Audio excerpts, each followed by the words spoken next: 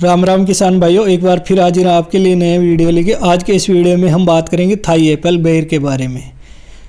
आज के इस वीडियो में हम आपको थाई एप्पल बेर के बारे में सभी प्रकार की जानकारी देंगे। आप वीडियो को एंड तक जरूर देखना। ये थाई एप्पल बेर का पेड़ है, आप एक बार लगा लोगे तो 50 साल तक आप आसानी से कमा सकते हो। और ये बेर का पेड़ है, इसमें लगाने में इसकी लागत है वो भी कम आती है और मुनाफा है वो बहुत ही ज़्यादा होता है। ये पूरे भारत में आप कहीं पर भी लगा सकते हैं।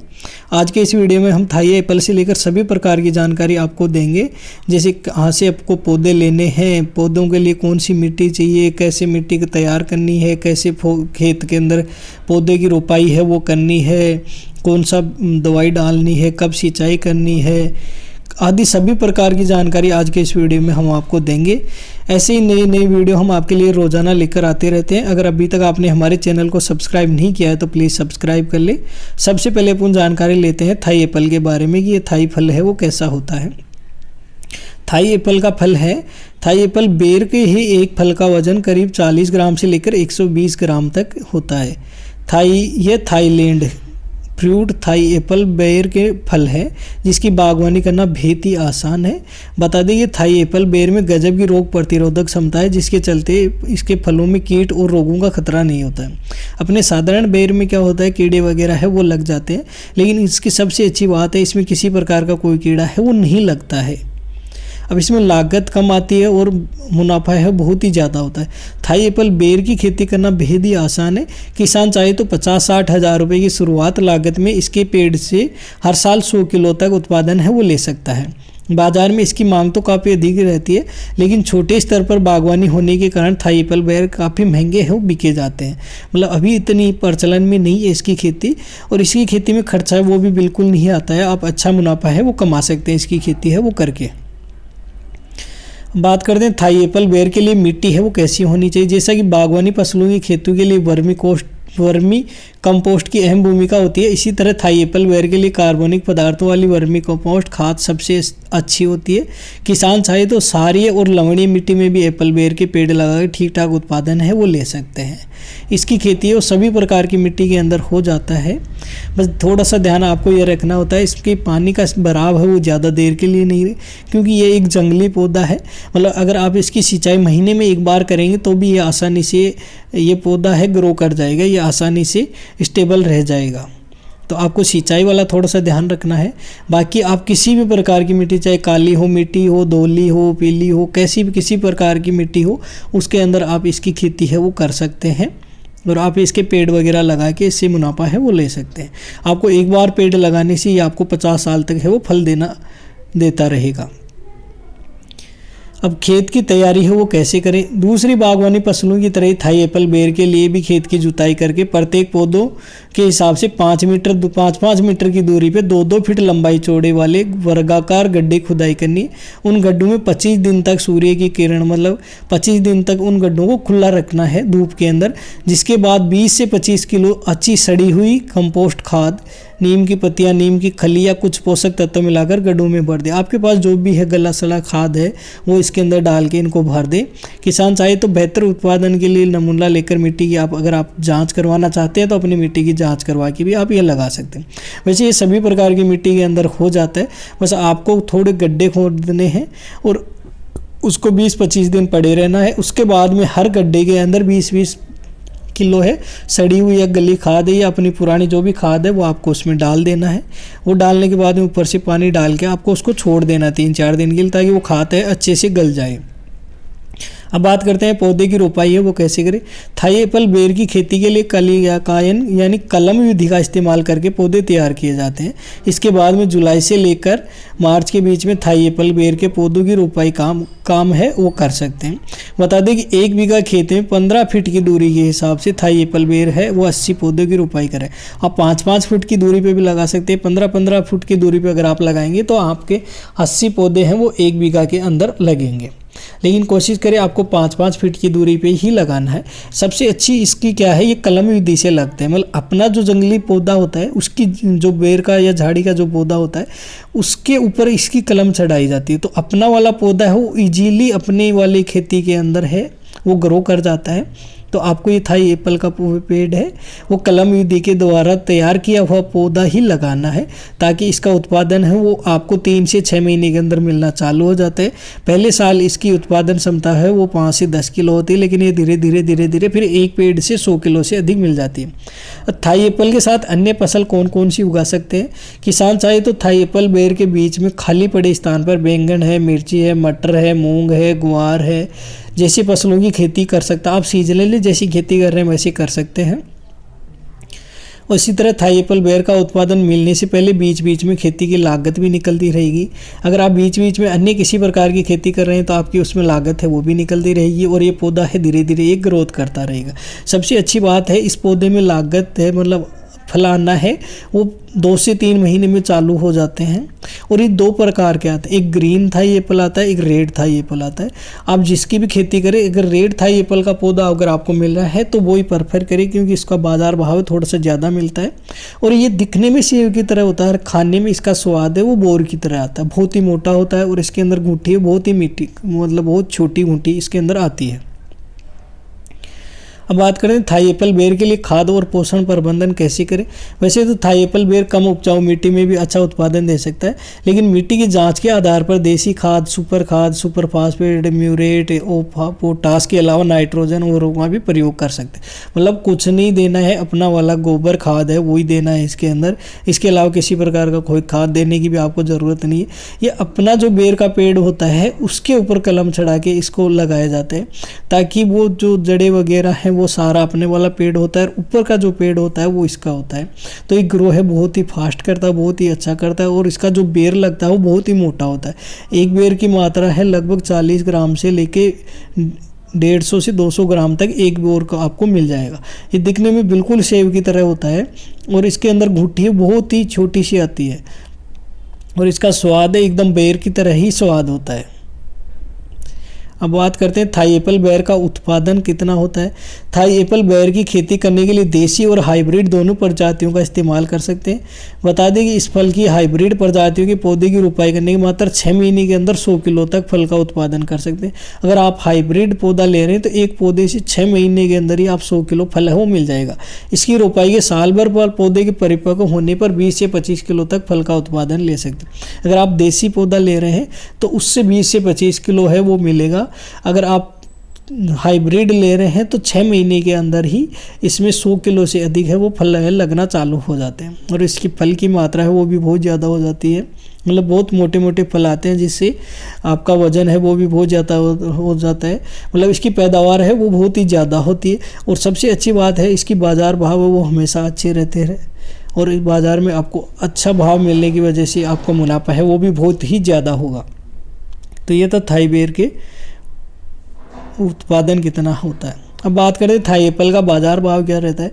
बाजार में थाई एप्पल का लगभग 60 रुपये प्रति किलो के भाव पर बेचा जा सकता है।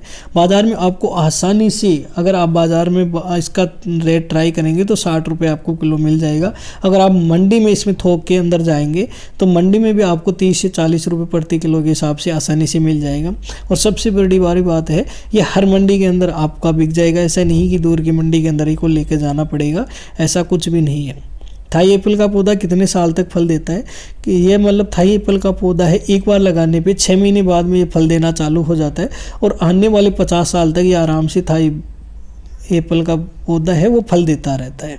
इससे बम्पर उत्पादन होता है। जितना पौधा बड़ा होगा आपका उत्पादन बढ़ता ही जाएगा। इसके अंदर ऐसा नहीं है कि अब जैसे पहली साल है इसमें 20 से 25 किलो फल मिल रहे, अगली साल है वो दोगुने हो जाएंगे, फिर अगले साल और बढ़ जाएंगे, फिर अगले साल और जैसे जैसे आपका बोझा है वो या पौधा है वो जितना परिपक्व होगा उतने ज़्यादा फल है वो देगा, उतनी ज़्यादा पैदावार है वो देता रहेगा, और इतना ज़्यादा मुनाफा है वो आपका बढ़ता रहेगा। अब बात करें थाई एप्पल का एक पौधा कितने रुपए का मिलता है।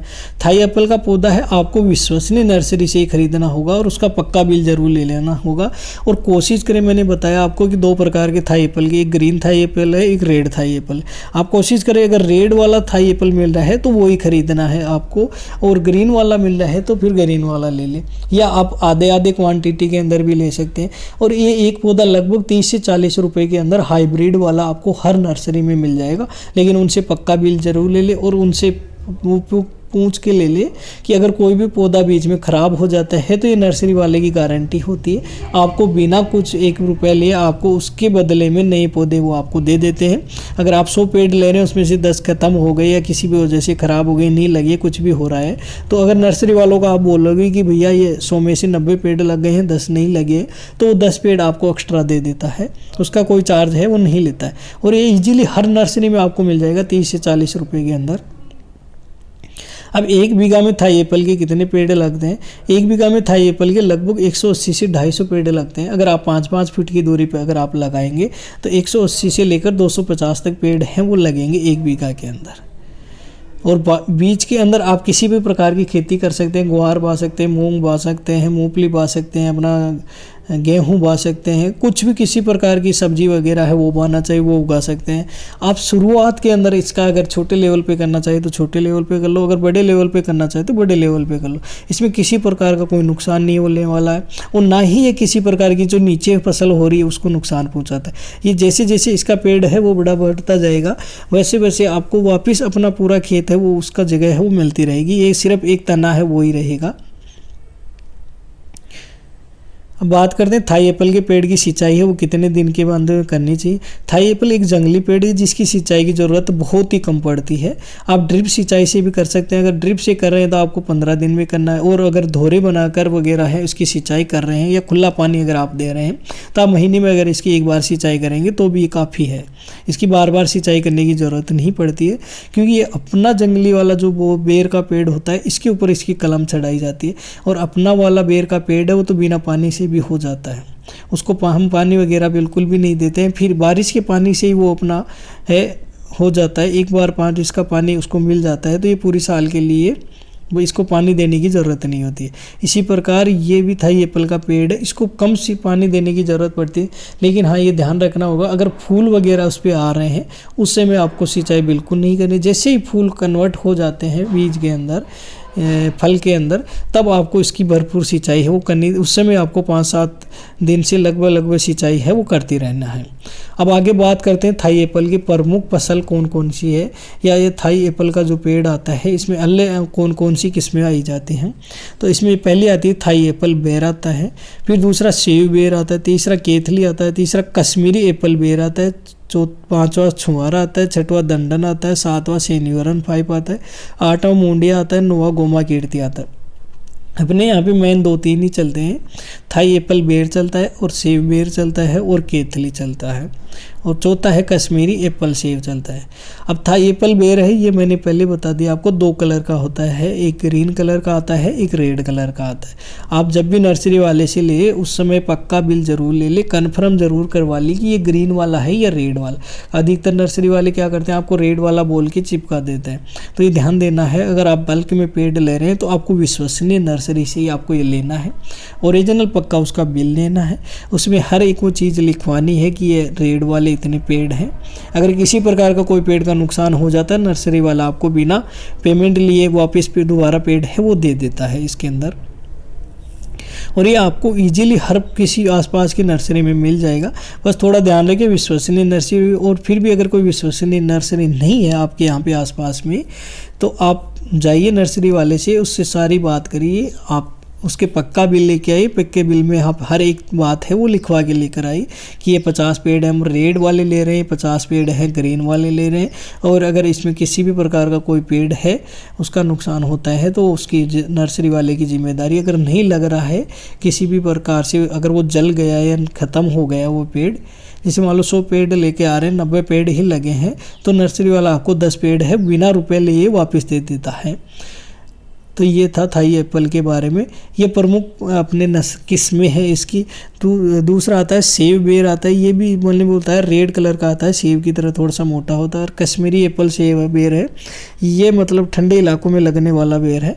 तो अपने यहाँ राजस्थान, गुजरात, महाराष्ट्र, हरियाणा, यूपी इन सब में ये सारे प्रकार के बेर हैं वो लग जाएंगे। तो ये था आज का कंप्लीट वीडियो जिसमें हमने आपको जानकारी दी है थाई एप्पल बेर के बारे में। ये पेड़ आप एक बार लगाओ और इसकी 50 साल तक आमदनी है आप करते रहेंगे, और इसकी संपूर्ण जानकारी हमने दे दी है कि कहाँ से पौधे खरीदने, कितने रुपए का ये पौधा आता है, कितना खर्चा लगता है, कितने कौन सी खाद देनी होती है, कब इसकी सिंचाई करनी होती है, आदि सभी प्रकार की जानकारी A to Z हमने आपको दे दी है।